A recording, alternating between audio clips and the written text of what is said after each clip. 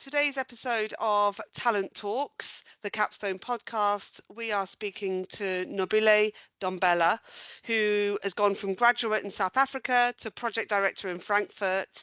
Nqobile has built an international career delivering complex infrastructure and data center developments across the world, and now leading data center projects at RLB. She brings a unique blend of technical depth, global perspective, and real purpose-driven leadership to every scheme. She's also a proud mentor of Capstone Mentored, helping guide the next generation in our industry. Nqobile, welcome. Thank you for joining us. Oh, thanks for having me, Sarah. And Great to have you. Thanks, Nqobile. It's good to be here. Yeah. So start talking to us a bit about your career. How have you got to this point? You know, it's such an interesting background, and we'd love to hear more about how you made those transitions, where you started. Over to you. Great. I think, as you said, I am South African, so I'll go all the way back there. And I think for me, where I kind of started was in high school. I chose a technical high school, and that's what kind of set me on a different trajectory, right? Because we had STEM programs, had to choose whether it's civil, mechanical, electrical. From grade 8, we were doing technical drawing. So from a very young age, you know, at like 12, 13, I was already on a path that was going to expose me to this. So that's where it started, you know, coming out of like primary school straight into that, which was great. It was quite unique and different in the province. I was in Durban, and it was one of like 2 schools in that province that had that. And I chose civil engineering when I civil studies, not engineering, but civil studies from like 10th grade. And I've kind of stayed in the built environment. That's amazing. Yeah. So that's not a standard education path. That was a very specific decision that you made. Yeah, it wasn't at that time. It wasn't sort of the norm, right? You'd have sort of the normal schools, and you'd have normal studies. You'd choose you go through history, arts, and everything else. And there's maths and there's physics and biology, but there aren't many schools in South Africa at that point that were technical high schools. I think probably a handful still.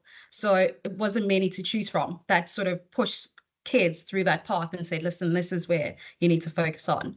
Early on, grade 8 and 9, yes, we were exposed to the arts. So, you know, those that did have a creative bone, they knew whether it was for them or not. And those that did, but still like the built environment would go on, as my friends have, to go into architecture, right? And stuff like that. But yeah, it wasn't many schools that offered sort of that technical curriculum like we had it. And that was great. So as I said, we were doing like engineering design from grade 8 all the way till matric. We still had maths, we still had science and physics and all of that. And as I said, pick one. From grade 8 and 9, we were exposed to both, or not both, but all like what should we call it, service streams, so mechanical, electrical, and as I said, civil. So come 10th grade, you'd pick one. And from there, I think many of us either went into electrical engineering, mechanical engineering, civil engineering, or architecture or construction management, which is different. It's unique. Yeah, you don't get a lot of that. Absolutely. Well, yeah. With further education, that you must have then felt really kind of ahead of the game at that point, just because it had been part of your day to day for such a long time, sort of ahead of the curve compared to perhaps other people just trying to get into that space. Yeah, 100%, and less so confused about the path that I wanted. As I said, it's either 5 years of this, you either know that you want it or you don't. So for me, it was clear I actually enjoyed it. So when I had to make choices in terms of the university that I'd go to further my education, what I'd actually go into, it was quite easy for me. It really was, yeah. So talk us through from that point to now and your professional career. Talk us through. Yeah, so from that point, so high school, technical high school, went to university, studied construction management. So did my undergrad in construction management and my honors in construction management. And with that, our honors program was 2 years. And again, not many universities offered it and still offer it, where it was a work study program. So it was still full-time studying, still had classes every day, but we had to go out there in the workplace and find employment. And our university had a great partnership and was well known in the industry. So they had good companies that they'd sort of aligned themselves with over the years that would offer us those opportunities, right? So we weren't going into the market blind and companies going, well, you can't really work and study. And that's why the partnership programs are really good. So, I have studies in the morning in the first year, and then in the afternoon, you're driving to a construction site and shadowing a construction manager or a site engineer or, a contracts manager. And we did that for 2 years, which helped both with the studies, but also just a soft landing into the workplace, right? I think we don't get that much. People go study, and then straight into the work environment, and it is completely different from what we've seen or what you think it would be. So it was really good that whilst we're still studying, I'd get a taste of what that workplace was like, right? The dynamics, what was out there, right? And exposure to other services as well, there was procurement, there was, there's finance, there's legal, there's all of a sudden all of this coming together in real life for you and sort of translates it from what was on paper, etc. So that was good. So I work for a tier 1 contractor. So I was fortunate enough that I got onto a graduate program during my honors for a tier 1 contractor, Mine Roberts projects, and they were doing large programs. So they're doing large infrastructure projects like the power stations in South Africa, water treatment plants in Ghana. So it was huge mega projects, and you're coming in as a grad, and yes, you'd be looking after one package or shadowing someone looking after one package, but it was just exposure, right? Exposure to what is out there and what can be. So fast forward a couple of years on this, I'm now ready to graduate, get my second degree, and Mace comes knocking. They come into South Africa and they're offering a graduate program themselves. So I'd gone from one graduate program to another. One was really good from a South African perspective, right? If you're going to be staying in South Africa, understanding that market was really good for me.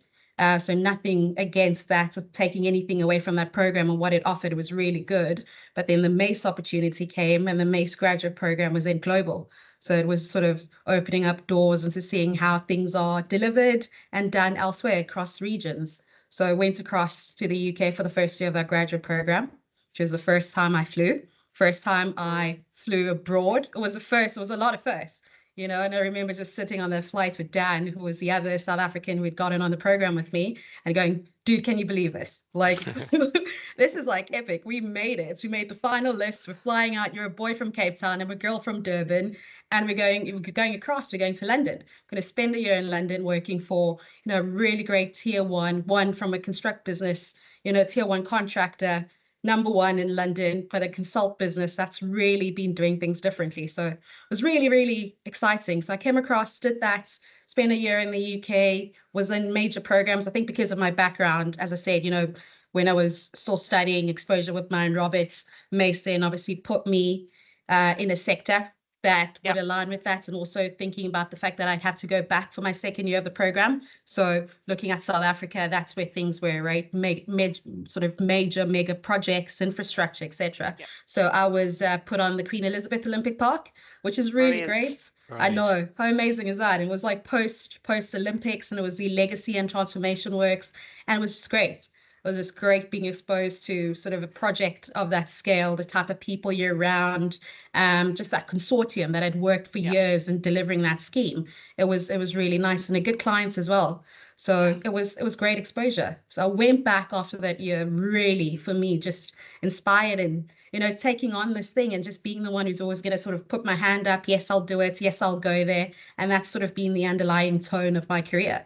Went back home to South Africa, continued working, it was retail commercial with Mace. Obviously, they were doing a few other things as well. There's an opportunity after a few years for me to go across to Zambia, for instance, work on a refurb of a 5-star hotel. Did the same thing, put my hand up, said, sure, happy to do it. I'll go across, I'll be an SPM on this project, and I'll be like the Mace rep that's in country, and not only deliver that project, but also start building those relationships and networks and stuff. And that's how I moved. So amazing. Did you always know that you wanted an international element to your career, or is it just no? It's just these opportunities come up and you're a put your hand up person. Yeah. So I think I've always known that I'm not going to say I'm not afraid, because that's not true, right? Like go to, you know, deep dark, I don't know, wherever, I'll be still have an element of like fear there. But I've always wanted to just stretch myself and challenge myself. And I think I've known that for me to grow, I need to move right into spaces that will not always be comfortable, that will be challenging, etc. So it hadn't been initially the international element up until, like, you know, Mace came around. And then I was like, okay, global businesses, that's what I'm interested in. And yes, let's move globally, right? But initially it wasn't that. It was just always be the best at what you do. And, you know, if I worked for the #1 contractor in South Africa, that was going to be great. But yeah. But it kind of, as opportunities came, I was always the one to say, okay, let's assess it. What can I get from this, you know, from a personal development perspective, but also just professionally as well. And I've always just tried to balance the two, you know. Yeah. So that's amazing. So was that a 2-year? That was a 2-year program. Yes. So the MACE program was 2 years. Spend a year in the UK and then a year back in your country if you're an international grad. And that's all about bringing back those sort of learnings into country and helping them sort of, you know, build that oneness of MACE as well. So it was a really good program. Really learned a lot from that. I stayed with MACE for about 5 years and then left MACE eventually in 2018. But I think that decision to leave and what it led to is what's changed my path to where it is now, because our, again, decision was, okay, I see the market in Africa, I see the sub-Saharan Africa, I see where it's at, where I need to transition myself. And my next pivot was that I changed companies and I fell into data centers, and I've been in DCs since then. So that's amazing. Really so great. You must be one of the, you know, obviously I know data centers have been around much longer than people think they have, but you know, you got in really early. 2018, that is early for data centers. So talk to us about that, because that'll be super interesting to those listening. Yeah. So it was an opportunity still in South Africa. I think, you know, as a market, South Africa was always sort of a landing platform for many businesses coming into Africa, still is the same. But we had at that time a local developer that was really starting to pick up and scale up their developments. And we also had then one of the tech giants coming into Africa and doing their own self-builds. So it was an opportunity. I remember I had one project, which was a university project, right? Which, again, you know, it was a great project. It was heritage building, got everything inside. It was challenging technically, right? And managing all those aspects. And then there was this opportunity to be a MEP PM on a data center. And I mean, people probably weigh it up and go, why give this up for, you know, for a shell? For a powered shell with some equipment, which is what people still describe data centers as. But I think the opportunity that this brought on with the type of client that I'd be working with and for, and looking at that trajectory of DCs. And, you know, back then it was all about data centers and, you know, growing that. So I then put my hand up and I said, okay, MEP, I will be an MEP PM on this build. It was a self-build for this, for one of the hyperscalers. And it was interesting. It was their first time out in Africa. It was the first time that the general contractor had ever built a data center. It was the first time for all their subcontractors and supply chain as well. And can you imagine MEP being the largest scope and the most critical and, you know, the most complex, coming in with, honestly, a CSA background and going, MEP is what I'll do. That's what I'm going to do. It was interesting. It was fun. It was challenging. But it was good. It was good experience just for all of us. I think what helped was just we're realizing as a team, you know, that we need to get this right. We're learning, we're working together. There'd be frustrations, you know, there'd be the 7 a.m. briefings on commissioning and commissioning plans. They'll be written and then rewritten and, you know, daily. So it was all of that. But I think I appreciated and learned a lot from that experience, because I've stayed in data centers because of it. And it could have scared me away because I'm like, what is going on? Nobody has a clue what they're doing. But I was like, no, there's something here. You know, there's something here. The buildings might not be flashy, sexy, you know, we might not be building all of that, but from an infrastructure perspective and digital infrastructure, it's what sustains the way that we live, right? It's what sustains what we do and how we move. So I really enjoyed it. And presumably coming from a power background, you understood, you know, the broader context of data center challenges, you know, which is getting the power in. Yeah. So coming from that, having been and seen sort of the power stations being built, I understood the upstream topology. So even now, I'm very comfortable talking about upstream. I mean, I sit with electrical engineers and they're talking downstream, and I'm going, oh, okay. But from generation, transmission, and distribution, getting it to a substation, stepping it down, that's something you're comfortable with because you were in a project that was all about that, and that was what I was exposed on very early on in my career. So yes, I do understand those challenges now with power, the power constraints, getting power to sites, and the limitations and the constraints that we face, that our clients face, right? So having to deliver right now, with those constraints.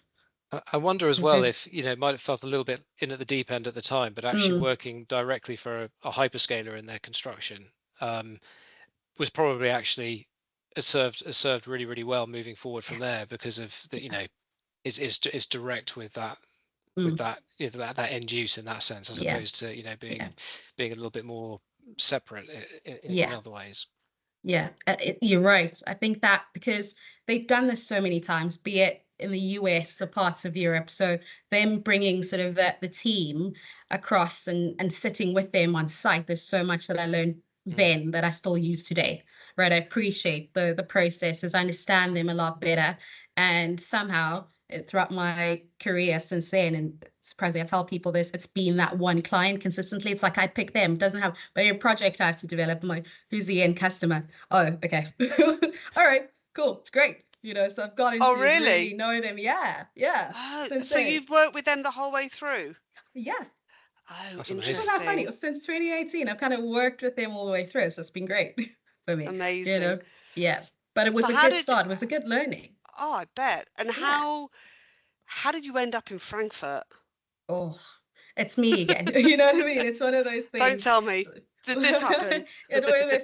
Put your hand up, put your head above the parapet. I'm really unavailable. So I had obviously been in South Africa and then moved to the UK. So I moved to Frankfurt from London, and it also was a developer. We'd worked together with this particular client, delivering projects and managing their program for Africa, Sub-Saharan Africa, and they clearly liked working with me and my approach in terms of delivering projects, managing teams, etc.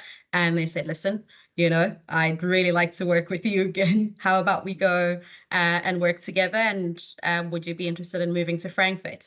I think having seen the growth of data centers and the markets and which are tier 1 and tier 2, Frankfurt was then and still is a market to be in. So I thought to myself, I'm not about to pivot in my career. I really enjoy data centers. I want to grow in there, expand my own myself personally, but also my skills, right? And the opportunity for Frankfurt was just stepping out of what I'd been doing and stepping into a different role, which actually, thinking back, it was a construction director role. So it's going to be on site, managing campuses in Frankfurt, managing teams, and it was great. So that was the draw for me. And I think it just spoke to the girl who chose construction management, to be honest. It spoke to, who I was when I put a tick and said, I want to study construction management, and this was the role. So that's why I moved to Frankfurt, is that it gave me that experience as well, to go back to my roots and put on my boots and my hard hats and be on site. And I loved it, right? It's a different challenge, right? I like the pre-con. I've done end-to-end delivery. I really am for end-to-end, like the pre-con, but the delivery, the challenges, the pressure there, and to be able to just, navigate all of that and come out still smiling, with the demands and the pace at which we need to deliver and the issues we're facing, or whether you're a contractor, a client, or a consultant, or a manufacturer. It's just, to be able to just get it done and still smile through it is great. But that's why I chose Frankfurt. That's brilliant. That opportunity. And you're at the kind of cutting edge of it all. You're in your boots, and you swapped your suit, as it were. I think it's really interesting that you've worked contractor side, you've worked consultancy side, you've worked client side. For those people listening that are trying to navigate their careers, how have you found those transitions, and do you have a preference? I appreciate your consultancy side now, so it might be that. No. How have I found the transitions? I think for me, I've been of school of thought that to be able to deliver projects, I need to know what goes into building them. So my foundation, I'm always the one that, you need to know how to build, to be able to advise clients or manage teams and be able to just challenge, interrogate, work with others. You need to know the build. So I think my contractor to consultancy to clients has been the best route, but I'm talking for myself here. I think for me that, because going contracting to consultancy, I was a lot more sure of myself, if that made sense. In ability drawings, like we're talking about this, your architect is asking that question. You can actually add value and input into those conversations, be it design, be it procurement, be it how early on, before you even engage a contractor, looking at site logistics. People don't think that we should be, but looking at site logistics, will the contractor be actually able to deliver this, and add that and have that input early on before you actually get a contractor in. So that for me was like, that helped me, because going contract consultancy, I was a lot more sure of myself, seeing a few things, a lot more, confident in my own ability, not overly confident, but able to just, hold those conversations and advise. And then consultancy sort of pulled it all together, right? I'm now seeing things from a pre-con perspective, managing AEs, your architects and engineers, going through all of that, the procurement side of it before GC lands on site. And then I appreciated that we actually build our projects in pre-con. We actually should be focusing on the pre-con and making sure that we actually make it easy enough for the contractor to just get on site and deliver, because that's what they want to do, right? Get on with it, the changes and everything that comes in that we bring in late because we haven't really done what we should have done in pre-construction. We could de-risk projects a lot better. So there was a lot of appreciation for that. And once I moved then to client side, hence this opportunity in Frankfurt, being that sort of end-to-end delivery person, knowing what the end product is, what it takes to deliver the end product, working it back and making sure we've got the processes, systems set up to make sure that we're able to deliver. So it's kind of like, okay, see the end product, go through all the pains, and then go back and go, okay, how do we actually make that a better and easier process for us? How do we make it more efficient and more effective?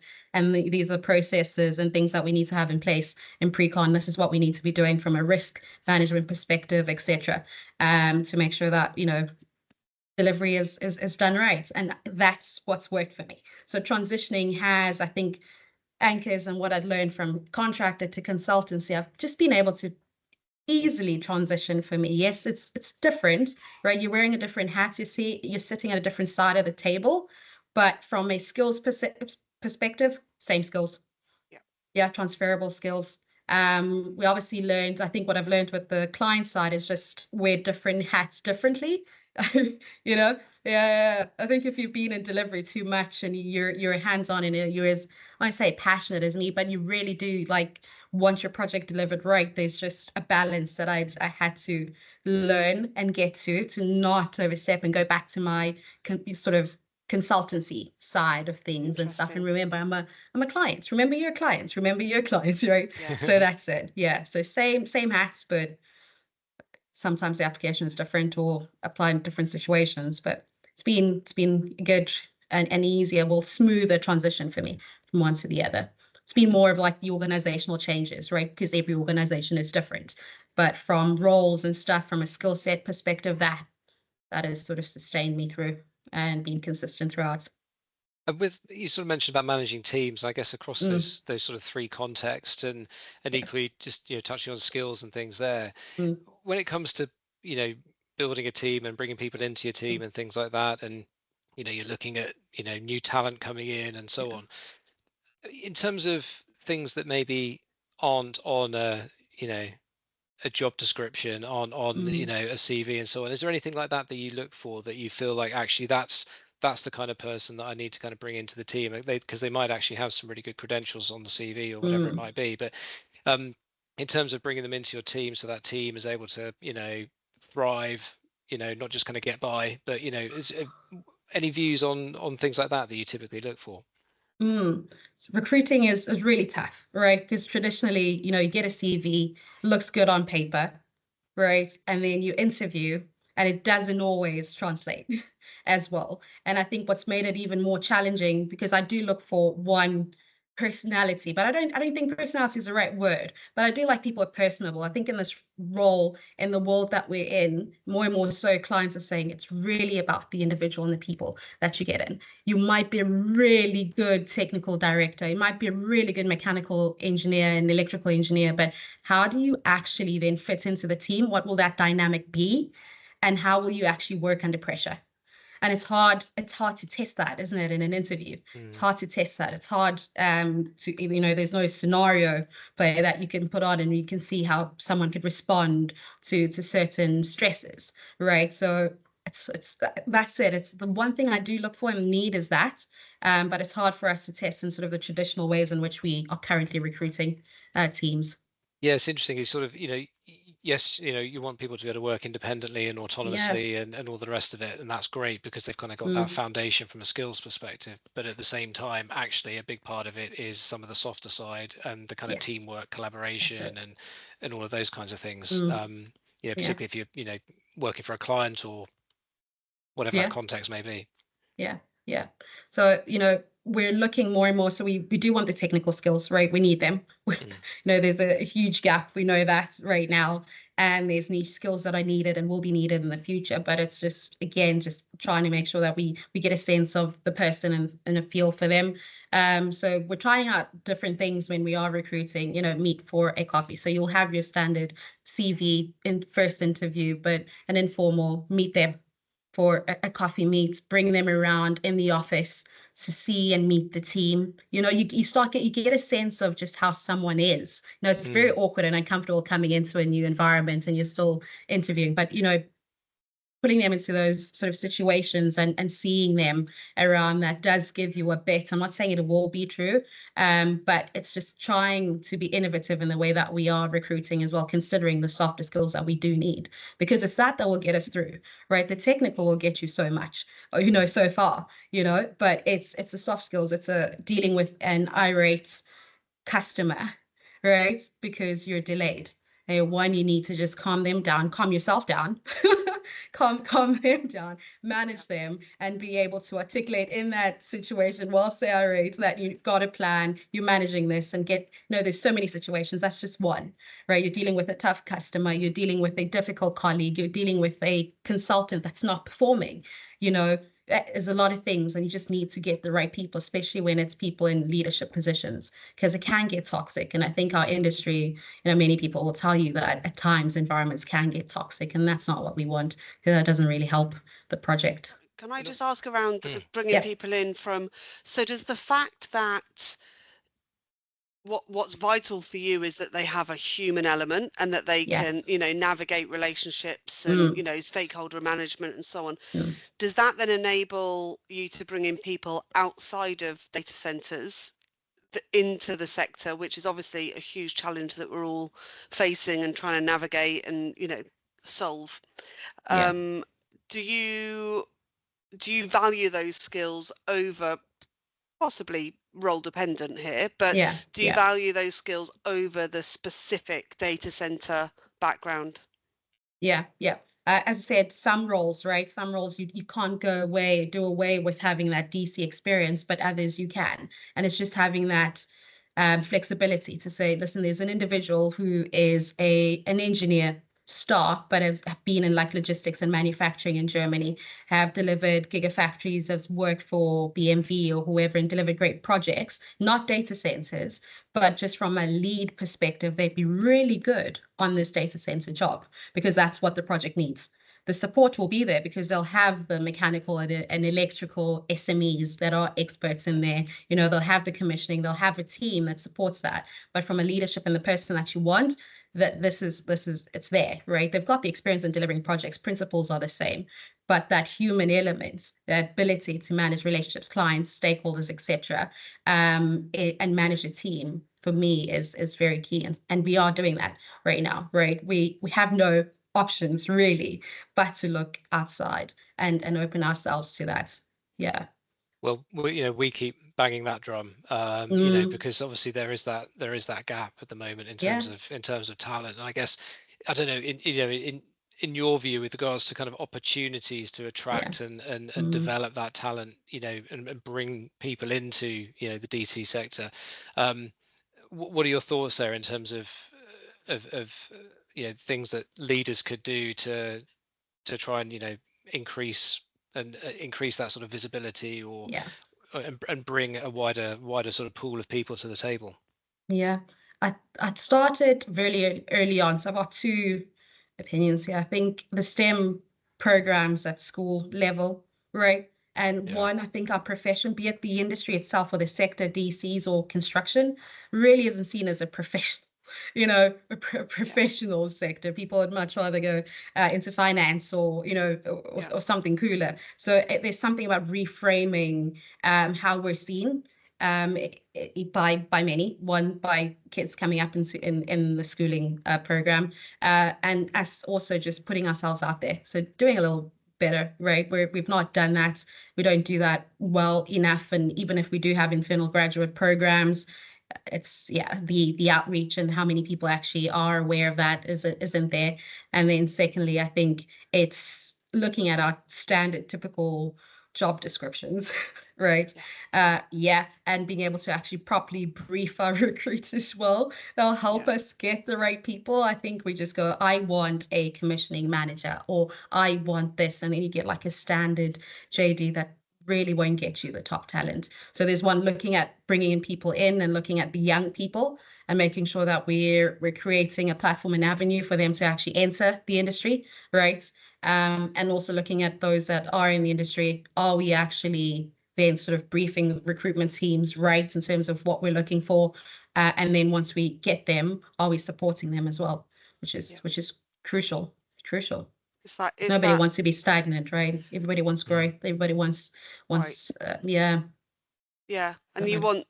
you'll presumably want people that put their hand up. That's and that are going to go into the uncomfortable. That's it. Because that is, like you say, how people are going to grow. Yeah. One of the questions that we ask everybody is, what are you most excited about? I suppose it's a closing question, really, but what are you most excited about for the industry over the next 5 years? What am I most excited about?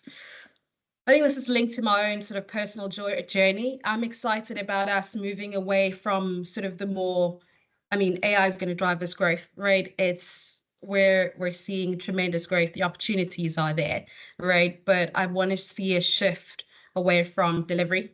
We've been so delivery focused. I do want us as an industry to take a step back and breathe. And I'm hoping that in the 5 years, we start investing in the right things, one being people and talents, and upskilling those that we already have. And for me, I'm excited about the impact that we'll have. I think there's a shift slowly. There's businesses out there that are doing things differently, developers, data center developers.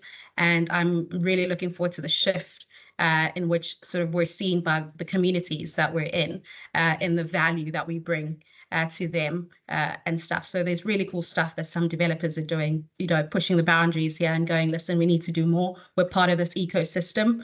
And I'm really keen to see more of that, rather than we'll do bare minimum because we're only going to follow what's mandated or regulated. But it's more about realizing we're part of a community, part of an ecosystem, and we can do more in sustaining it, supporting it, and shaping it. So I'm excited to see that side of it. Right. That's great. I'm excited to see that. Tell me a bit about that. Who's doing what that's different, that's impactful? I think if I were to just call out one of my recent clients, I think Goodman is doing really good, right? In looking at that space, not only from sustainability and carbon neutral construction, but looking at what they do really around communities and engaging communities and businesses around them.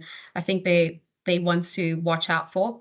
I think Really? Looking at this space, I think because they are also sort of starting out and really sort of keen to be a major player, but do it differently than others. There's something to look forward to there from a sustainability, ESG, and responsible business perspective. I'd say Goodman, but there's a lot as well. Other clients might not. I'm not able to say them now, but like a lot of the startups I'm sensing are, they've come from established either businesses, either hyperscaler or data center developers, and they're just going, we want to challenge the status quo. The way that we've been sort of developing is just not right, and we want to do it differently. So excited to see some of the products come out of the market that's shaped by these startups, right? That we're seeing with people who just gone, listen, we've been burned before. We should challenge the status quo and do things differently. So from a product perspective, excited to see that. Obviously, as I said, AI is a huge catalyst for that as well. So keen to see some of the things that come out from a technology perspective as well. And I think that's one thing that I'd say to people who are looking at this industry and going, what should I study? Or, how do I enhance my skills? Look at where we're moving. Just globally with this digital transformation, and then just move along with that wave. There's lots that you can do, from like short courses to proper full courses, etc., just to educate yourself, but also expose yourself within your organization and businesses as well, if those opportunities do arise, just to learn more about where we're going with this digital transformation. So keen to see where we're going, from how we engage with the world, and also just the products that we're going to be deploying in the future. It's going to be interesting to see, isn't it, where we are in 5 years' time. We sort of look back at where we are now, and if you consider where we are now 5 years ago, and 100%, it's going to be fascinating. Yeah. It's got to be different. It's got to. We've got to do it differently, because we can't keep doing what we're doing and for it to be enough. It's and that's across the world, across every industry, across every business. So it's really daunting but exciting. It is, isn't it?